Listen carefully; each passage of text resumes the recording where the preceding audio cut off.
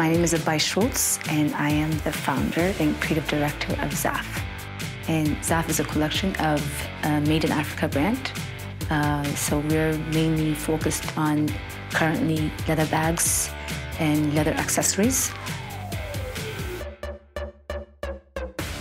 But we've also expanded to shoes as well, and linen clothing, partnering with other African designers from Senegal, from Kenya.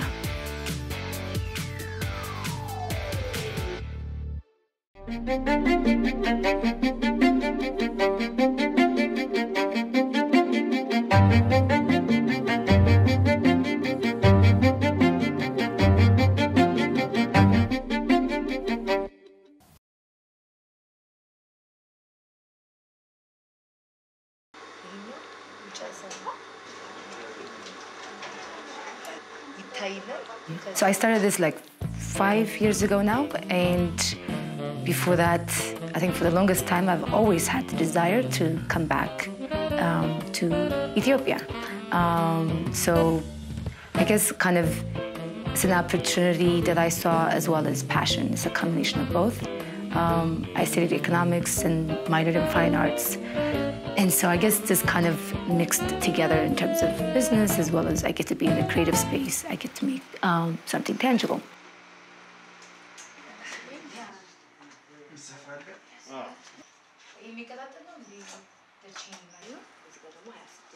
So actually, my econ thesis was on textile, kind of arguing that Ethiopia has the potential to become the next destination for export, textile export, kind of comparing like Vietnam economy. And so when I got into, because I was very much into the textile industry, so my goal is to eventually get into that. But one, I didn't have the capital or the know-how in terms of like the details of the technicality of it. But as I've done more of research in the industry, in the fashion industry in Ethiopia, I saw an opportunity in the leather industry because no one was really doing anything, but we had plenty of it. We were just been exporting raw hides to European countries, where these European countries are producing value-added goods, high-end, and selling it at a premium price. And so for me, it's like, how come we can't do that in our home country with our own resources? We just have to, invest in our people. And so that's kind of how it came about. And but it's still, for me, like I get to, create something tangible and good. So that's how I got into bags.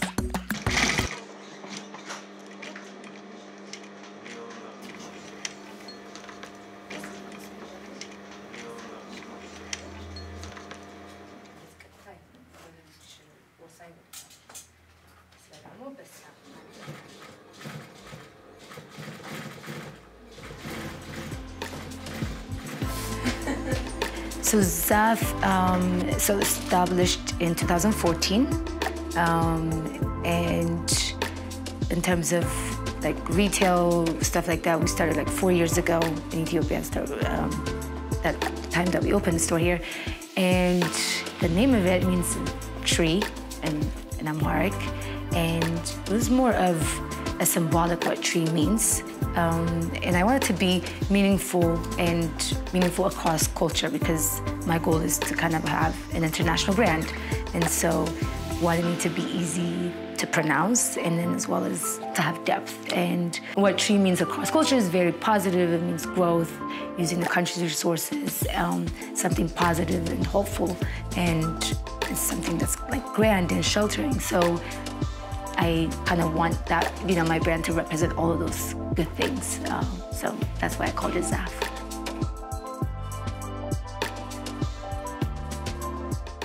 So for me, I'm trying to kind of challenge the stereotype of, good quality doesn't come from the continent.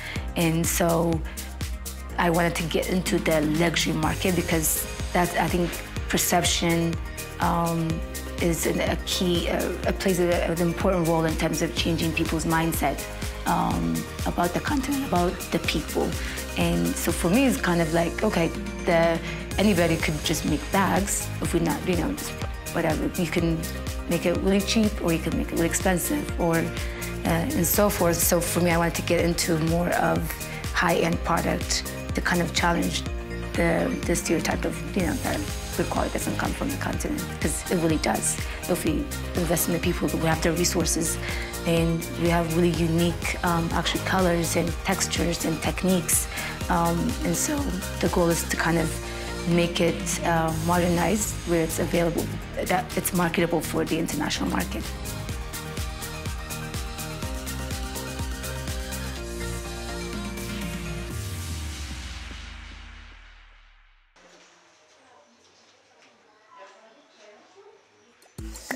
አባይ ብዛት የምትታወቀው በጣም በመስራት ነው ማለት ስራው ላይ በጣም ፎከስ ናት የተለያዩ አዳዲስ አይዲያዎች ሁሉ ጊዜ ታመጣለች ኢቭን የነበረም አይዲያ ቢኖር ሁሉ ጊዜ የተቀየረ አዳዲስ አይዲያዎች በየጊዜው አዳዲስ ዲዛይኖች ቻባ ሁሉ ጊዜ አዲስ ክሪኤቲቭ ናት ባጠቃላይ አባይው አለቃይ ናት የሽያጭ ባለሙያ ነኝ በዛ ድርጅት ውስጥ እሷ ዲዛይን ስታረግኛ ከሷ ብዙ ትምርት ወስደናል መጀመሪያ አካባቢ ማቃቸውን ዲዛይኖች አሁን አላያቸውም በለውጥ ታምናለች ነገሮችን ትለውጣለች ጊዜያዊ ነገሮችን ነው የምታረጋው ማለት ዛሬ ሰው ምን ይወዳል ዛሬ ሰው ምን ቢጠቀም ነው ፋንክሽናል የሚሆነው ብላ በዛ ነገር ታምናለችና ብዙ ትምርቶች ከሷ ወስጃለሁ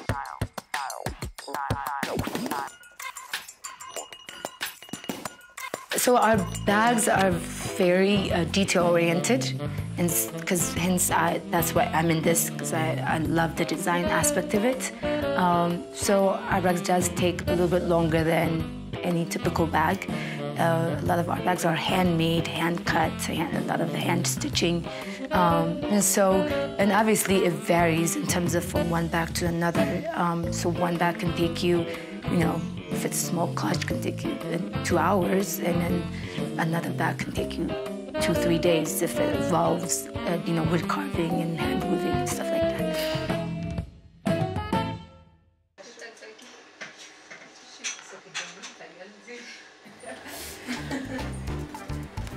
We're about a team of 18 people. A lot of us have been working here actually for a while, in terms of from, close to the beginning. And it's a very family setting. Everybody's very close to each other. So, we eat lunch here and and so it's a homey feel. That, even the production space, it's an old villa. So when you come, you feel at home. Even people shower here, so they wash their clothes here. So it's very much, it's a homey feel, You don't do those things usually at the workplace, so. እንዴት ነው ቪዲዮ ተመቻችሁ ከታች ሰብስክራይብ የምትለውን ሊንክ ከነደውላ በመጫን አዳዲስ የቃና ቪዲዮዎችን በትኩስ ያገኙ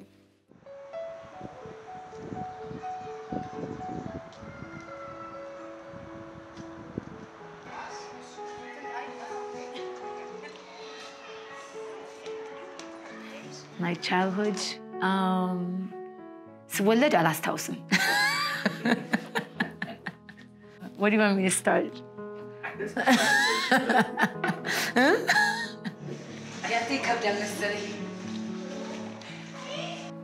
Okay, so according to the history book,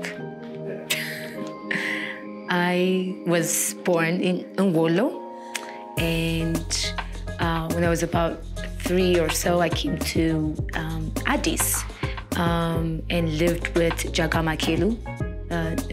General Jagama Kelu, and because my mother was his maid at the time, and but he thought it was important for me to get an education, and obviously my mother couldn't afford it, so then they took me to the orphanage, Kidan Amharic orphanage. So, and that's where that was home for me until I was adopted by an American family when I was about almost 11 years old. So a lot of my memories about Ethiopia is really the compound and the orphanage with, about 100 kids.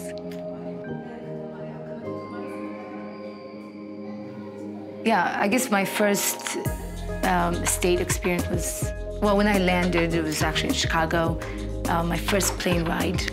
And then when I got to Chicago, family met me, my parents, and we flew into Texas, where they were living at the time. And the first thing I did was, with my siblings, play Injarabawat card game. Because you don't need to speak anything. You just say or and you just have to match, the same cards. It was a very basic game to teach them, and so I think that was how like the bonding started. It's like I didn't speak English. They obviously didn't speak Amharic, but they were, very welcoming and warm. So Jagamakilu. In terms of my memory of him, he was like very much like an authority figure for me. So like, if I don't know, made some type of trouble or something, it's like, I'm gonna tell, Jagamakilu on you or something. So like, I was scared of him. And then I got to know him a little bit more when I went to US and came back and started making more trips to Ethiopia. So I got to, he's very sharp until the end of his death.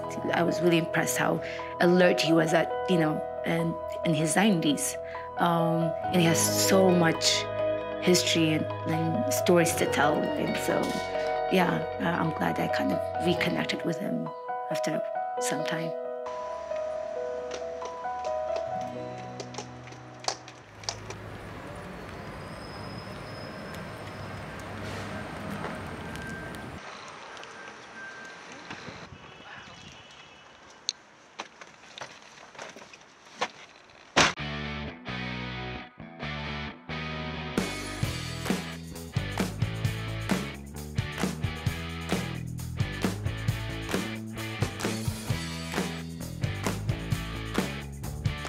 So Afar. So basically, I've been doing photo shoots in other parts of the world, Abidjan and Ivory Coast and Paris and stuff like that. And I always wanted to do one in Ethiopia. It's just I haven't found, the right photographer, the right location. I kind of dabbed into it. I tried it for a little bit, and I was kind of not pleased. And so, but then when my friend, we always been talking about it, possibly to do it eventually. And so when I suggested the Afar proposal to him, he got really excited.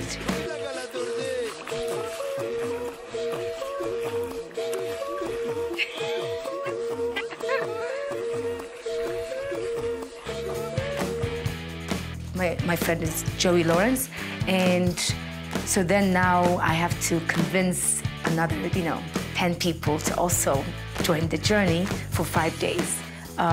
So then, and I think people were sold on the idea of kind of creating this magical project, and we ended up doing that, and amazing. And I think we were able to produce what we produced based on actually people's interest, and a team of 11 people went with us.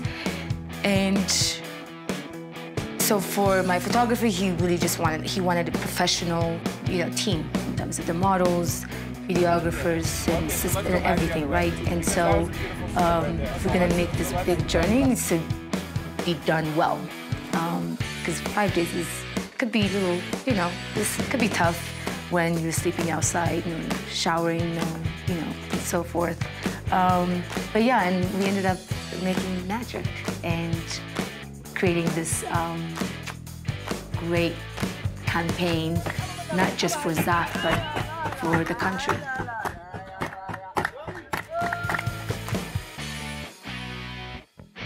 So to see that magical feel in your home country is beautiful, and then having a very talented photographer to capture that, it's also a whole other level.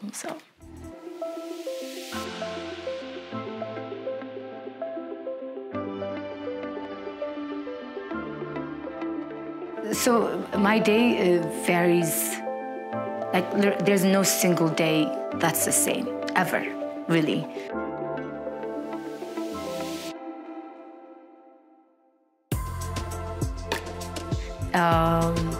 And so it really depends on what country I am in, what season, what day of the week.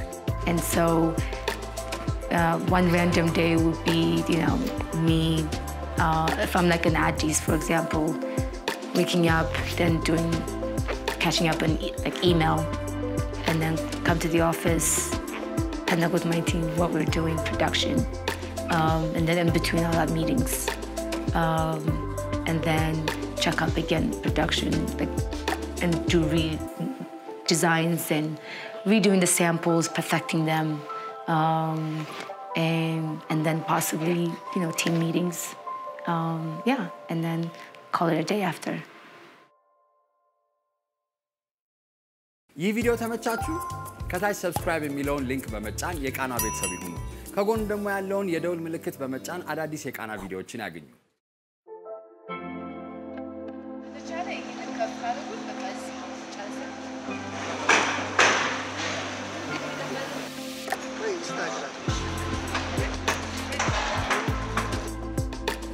Event.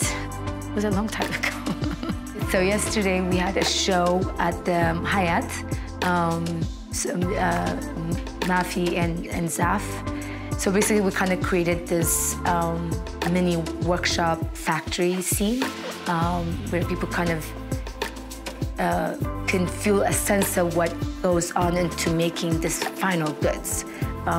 So I think the goal is really to connect the makers, the talented makers, the artisans, and the consumers. And the makers using the very traditional techniques, and then obviously the makers are like these, ambassadors and what have you, people that are going to be consuming, these high-end products in this modern space. And so, like, you never see a handloom in a, luxury hotel.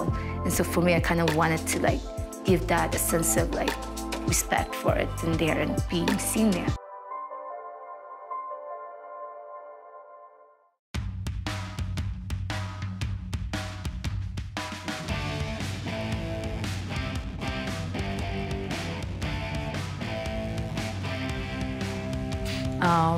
And so I think it was a very beautiful setup to kind of stimulously show both the workshop and the final goods on the runway. Hence why we call it the runway of the factory.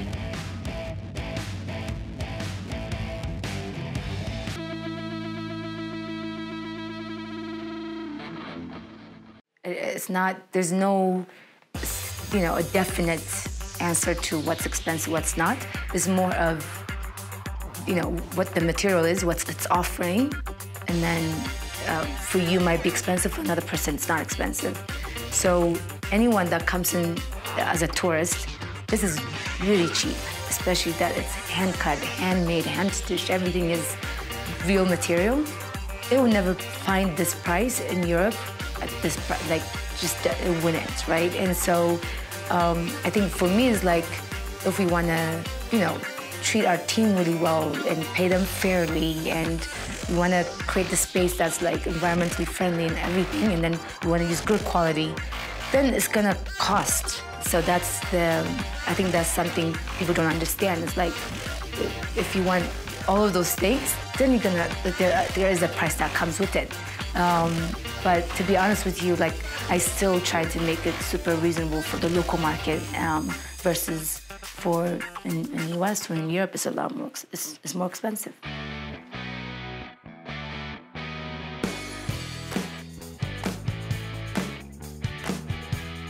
People love the uniqueness of the designs, because bag business is a saturated market. There's a ton of leather bags, different types of bags, brand. And so for us, you have to kind of stand out somehow. And we've been getting a lot of coverage and stuff like that, attention, because of the uniqueness of it. That stands out from this massive market, right?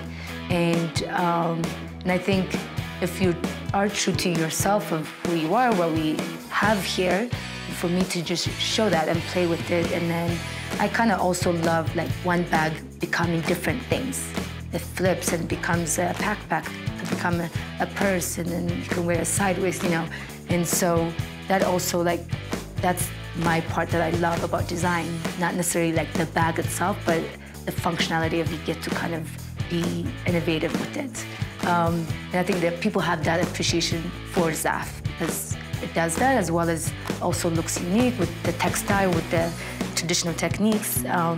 And people, you know, everyone notices it's something unique, so they get compliments. So, yeah, so I think it's well accepted.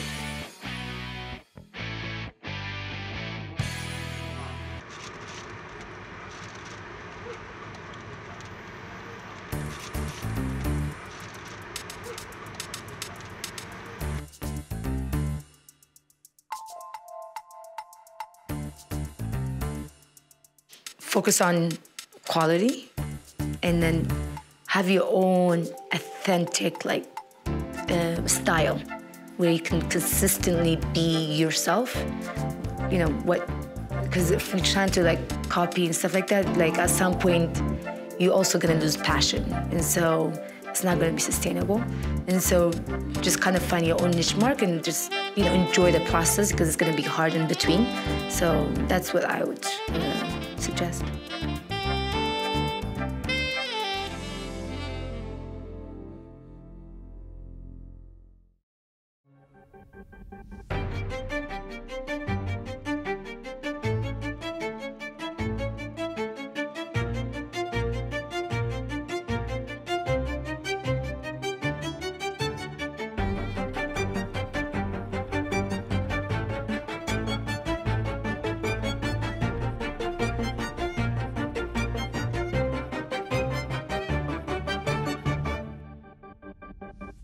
Oh, and then I love kita. Kita, I love kita. So even when I come here, my Ethiopian family, they make me kita because they know I love it. Kita, no, just kidding.